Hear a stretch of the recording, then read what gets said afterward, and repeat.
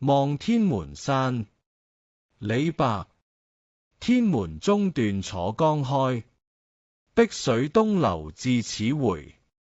兩岸青山相對出，孤帆一片日邊來。望天門山，李白。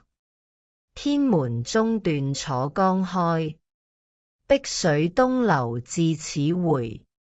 兩岸青山相對出，孤帆一片日邊來。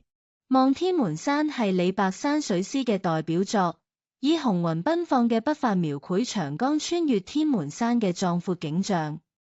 詩中，天門中斷楚江開，以神話般嘅想像力，將山勢中斷歸因於長江之力，展現自然造化之功。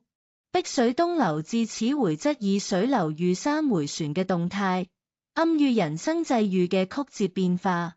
後兩句，兩岸青山相對出，孤帆一片日邊來，更從靜態山水轉向動態視覺。舟行江中，青山仿佛迎面而來，而遠方孤帆與朝日相映，既呈現空間嘅無限延伸，又暗含詩人豁達孤高嘅精神境界。全詩僅28字，卻融合咗山形、水勢、舟影同埋日光，喺動靜對照中創造出宏大嘅空間感。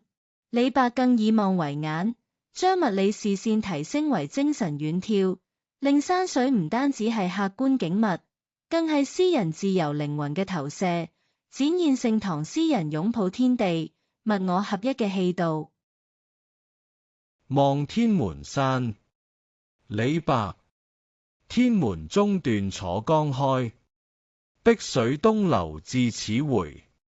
兩岸青山相對出，孤帆一片日邊來。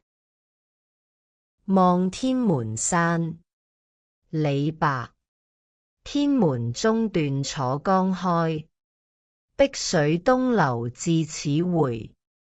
兩岸青山相對出，孤帆一片日邊來。